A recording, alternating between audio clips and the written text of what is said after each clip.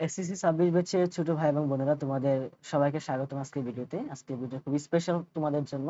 তো তোমাদের pre-test exam already শেষ হয়ে গেছে, আর সামনে প্রায় 30 থেকে 40 দিনের মতো সময় আছে। তোমাদের টেস্ট পরীক্ষা অনুষ্ঠিত হবে এবং টেস্ট পরীক্ষার পরে তো তোমাদের খুব গুরুত্বপূর্ণ একটা এক্সাম অনুষ্ঠিত হবে, এসএসসি পরীক্ষা। সো এসএসসি পরীক্ষা কিন্তু খুব গুরুত্বপূর্ণ একটা মানে এক্সাম তোমাদের জন্য, তোমরা জানো। সো এই এক্সামের রেজাল্টটা আসলে খুব কাজে লাগে। তোমার ধরো কলেজ ভর্তি হবা, তখন এই রেজাল্টের অবশ্যই তোমার একটা ইয়ে থাকবে। বা তুমি ইউনিভার্সিটি এডমিশনটা যখন দিবা, তখন কিন্তু এই গ্রেড পয়েন্ট আসলে অনেক, জিপিএটা আসলে কাজে লাগে। সো এটাকে আসলে মানে খামখেয়ালি কথা না, মানে ইয়ে হিসেবে নেওয়া যাবে না, এটাকে সিরিয়াসলি নিতে হবে। সো এখন অনেকের প্রশ্ন যে ভাই এখন কিভাবে পড়বো। সবচেয়ে বড় কথা হচ্ছে যে তোমাদের আসলে সবার তো লেভেল সেম না।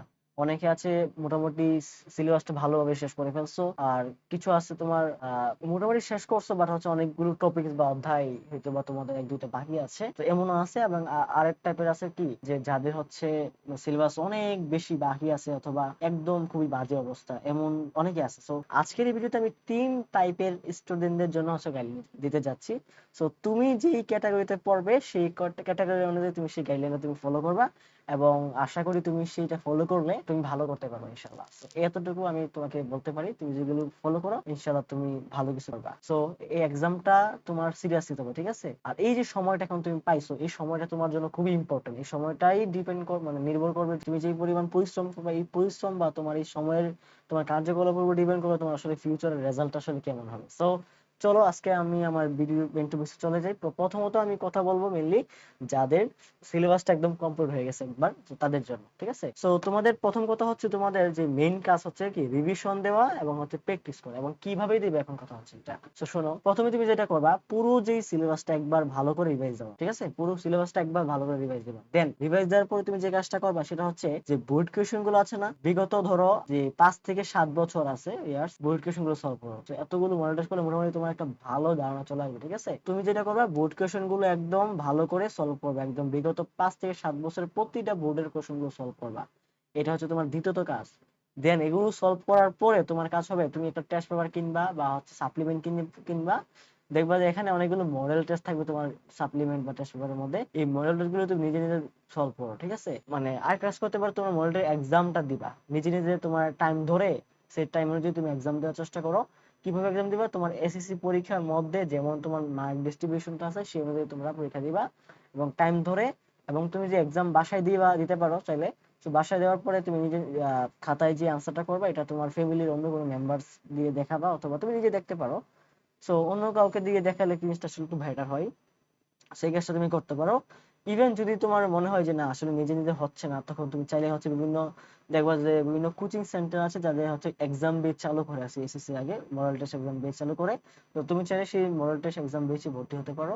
সো এটা তোমার জন্য অবশ্যই হেল্প করবে, তোমার আসলে প্র্যাকটিসটা থাকবে, এক্সামের ইয়াটা থাকবে। সো তুমি যত বেশি তুমি প্র্যাকটিসটা করবা, তত বেশি তোমার কিন্তু তোমার জন্য ভালো হবে, এবং তোমার যে অ্যাকুরেসি বাড়বে, তোমার আসলে মানে ভালো করার পসিবিলিটি খুবই বেশি বেড়ে যাবে। So এটা স্বাভাবিক বিষয়। তোমরা এইগুলো ফলো করো ইনশাল্লাহ, একদম স্ট্র্যাটেজিলি আগাও, ইনশাল্লাহ খুব ভালো করতে পারবা। জাস্ট কনফিডেন্সটা রাখো এবং তোমার সাথে এইগুলো মেনে চলে যাও, মেনে চলতে থাকো, ঠিক আছে? কিন্তু তোমার কিন্তু এখানে আসলে ইয়া করা যাবে না যে আমি সব শেষ করছি, বসে থাকা যাবে না। প্র্যাকটিস করতে হবে, প্র্যাকটিস করতে করতে তুমি কিন্তু একদম ভালো একটা লেভেলে চলে যেতে পারবা, এবং আশা করি তোমার ইমপ্রুভমেন্ট আরো খুব বেশি হবে, ঠিক আছে? তো তোমাদের অবশ্যই কংগ্রেচুলেশন জানাই, আর বেস্ট অফ লাক তোমাদের জন্য। তো এবার হচ্ছে যাদের যাদের সিলেবাসটা মোটামুটি কমপ্লিট হয়েছে, মানে আবার কিছু টপিকস বাকি আছে বা কিছু চ্যাপ্টারও বাকি থাকতে পারে। তো এমন ক্যাটাগরি স্টুডেন্ট আসলে আমরা দেখি। তো তোমাদের যে কাজটা, প্রথমত তোমাদের যে স্লোগান বলতে পারো, সেটা হবে যে গ্যাপ গুলো ফিলিং করতে হবে প্রথম আমাকে, তারপর দেন রিভিশন। এই এই দুইটা কাজ তোমার করতে হবে।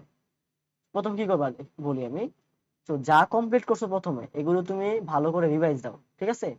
যে কমপ্লিট যে অধ্যায়গুলো করছো, এই অধ্যায়গুলো রিভাইজ দাও। এবার শোনো, যে অধ্যায়গুলো তুমি কমপ্লিট করছো, যদি এগুলো রিভাইজ না দাও, এগুলো ভুলে যাবা।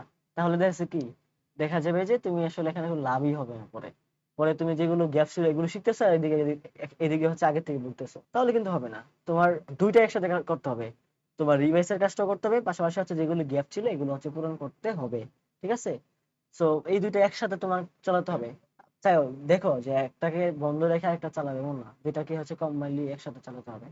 আর একটা বিষয় হচ্ছে তোমরা যে যে অধ্যায়গুলো তোমার বা যে টপিকস গুলো তোমার বাকি আছে বা যে অধ্যায়গুলো বাকি আছে সেই অধ্যায়গুলো কি করবে জানো, যে প্রথমত বোর্ড কোশ্চেন খুলবা, বোর্ড কোশ্চেন দেখবা, দেখবা যে আসলে কোন টপিকস গুলো হচ্ছে বেশি বেশি আসে বারবার বিভিন্ন বোর্ডের মধ্যে।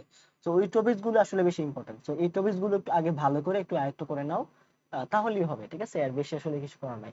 দেন এগুলো করার পর এখানে, এগুলো করার পরে যেটা করতে হবে তোমাকে, বোর্ড কোশ্চেন গুলো সলভ করতে হবে, এটা মাস্ট।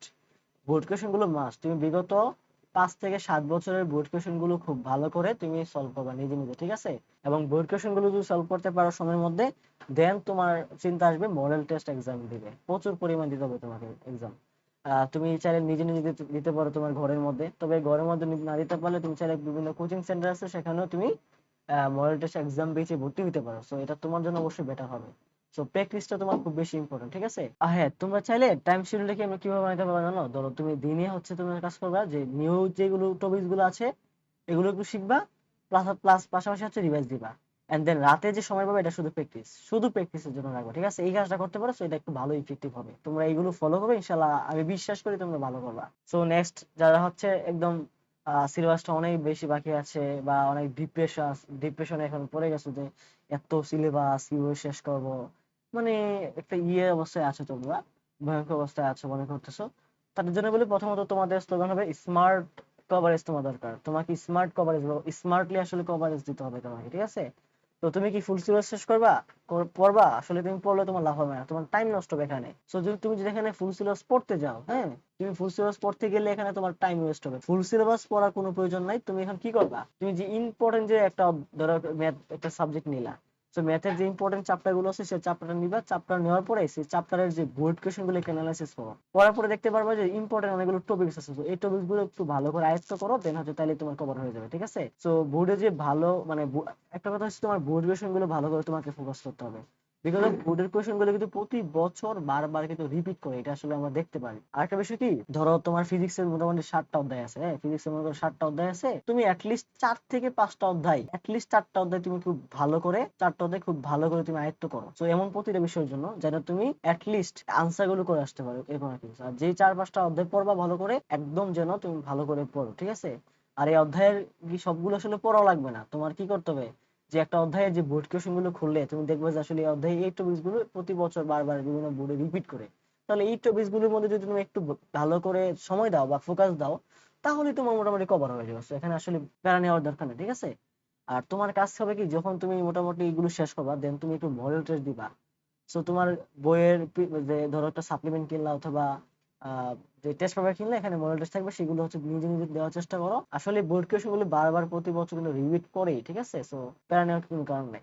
আরেকটা জিনিস মনে রাখবা, তোমাকে আসলে স্মার্টলি পড়তে হবে, ঠিক আছে? অনেক সময় স্মার্টলি পড়লে কম পড়ে কিন্তু অনেক ভালো করা আসলে পসিবল। সো আসলে সবগুলো পড়লেই যে আমি পড়তেই যে হবে ভালো করার জন্য, আসলে এমন না। সো অনেক সময় কম পড়ে কিন্তু ভালো করা যায়, তবে কি স্মার্টলি আগাতে হবে। একটা অধ্যায় তুমি যখন খুলবা, এই অধ্যায়ে কি কি টপিকস তোমার বেশি ইম্পর্টেন্ট, সেই ইম্পর্টেন্ট টপিকস গুলো তুমি পড়বা, তাহলে তোমার জন্য হবে। আর এই মুহূর্তে তুমি তুমি ফুল সিলেবাস পড়তে যাও, তাহলে তুমি মারা খাবা, কারণ কি, তুমি তো ফুল সিলেবাস শেষ করতে পারবে না, তোমার টাইম একদম সীমিত। সো এই জিনিসটা খেয়াল রাখতে হবে। তোমার হাতের টাইম আছে মোটামুটি প্রায় 30 থেকে 40 দিনের মতো। সো এই টাইমের মধ্যে তো তোমার আসলে ফুল সিলেবাস কভার করা সম্ভব না। সো খুবই ইম্পসিবল হয়ে যাচ্ছে তোমার জন্য। সো এজন্য হচ্ছে কি, আমি যা বললাম এটা করো, যে তুমি যে অধ্যায়গুলো বাছাই করো, কোন কোন অধ্যায় শেষ করবা, তো পারলে হচ্ছে ছোট অধ্যায়গুলো তুমি বাছাই করতে পারো, সেই অধ্যায়গুলো বাছাই করবা, এবং হচ্ছে অধ্যায়ের যে ইম্পর্টেন্ট টপিক গুলো ভালো করে আয়ত্ত করো। পরে সময় থাকলে হচ্ছে যেগুলো একটু আনইম্পর্টেন্ট তোমার কাছে বা একটু কম আসে এগুলো দেখতে পারো, কিন্তু প্রথম কাজ কি, তোমার অধ্যায়ের ইম্পর্টেন্ট টপিক গুলো অ্যাটলিস্ট শেষ করা, ঠিক আছে? সো এই রুলসটা তোমরা মানো। তো আশা করি যদি তোমরা এটা ফলো করো, ইনশাল্লাহ তোমাদের ভালোই হবে, এবং মোটামুটি পরীক্ষার জন্য প্রিপেয়ার্ড হয়ে যেতে পারবা। মানে একদম ধরো তুমি কিছু পড়ো নাই, একদম আনপ্রিপেয়ার্ড, মানে একদম অপ্রস্তুত, এই অবস্থা তুলনায় কিন্তু মোটামুটি ভালো একটা সিচুয়েশন তুমি চলে যেতে পারবা। তো ছোট ভাই এবং আপুরা, এই সময়টা কিন্তু তোমাদের জন্য অবশ্যই টাইট, কিন্তু সবকিছু আসলে সম্ভব। তোমরা তোমরা আসলে আজকে দিন অনুযায়ী তোমরা যেই ক্যাটাগরিতে আছো, সেই অনুযায়ী তোমরা হচ্ছে আগাতে থাকো, এবং তোমরা মানে গাইডলাইনটা ফলো করো, এবং তোমরা আগাতে থাকো, ঠিক আছে? আর একটা কথা বলি যে, মনে রাখবা, মানে পরিশ্রম কিন্তু রেজাল্ট বদলানো যায় পরিশ্রমের মাধ্যমে, ঠিক আছে? তো এখানে আসলে তোমরা তোমাদের পড়াশোনা স্টাডিজ বজায় রাখো, স্মার্ট করে একটু, আর হচ্ছে একটু অ্যানালাইসিস করার চেষ্টা করো, তাইলে তোমার জন্য ভালো হবে। এবং নিয়মিত মডেল টেস্ট দিবে, পরীক্ষাগুলো দিবে, তাহলে তোমার জন্য বেটার হবে, ঠিক আছে? সবার জন্য অবশ্যই শুভকামনা রইল। একটা কথা বলি, তোমরা তোমাদের জন্য প্রতিটা সাবজেক্ট ওয়াইজ কোন কোন অধ্যায়গুলো ইম্পর্টেন্ট এবং অধ্যায়ের কোন কোন টপিকস গুলো ইম্পর্টেন্ট, সো এই টাইপের গাইডলাইন নিয়ে আমি সামনের ভিডিও আগামী ভিডিওতে আসছি। সো তোমরা আর কি কি তোমাদের প্রয়োজন তোমরা অবশ্যই কমেন্টে আমাদের জানাবে। অফকোর্স আমি তোমাদের সেটা রিপ্লাই দেওয়ার চেষ্টা করব।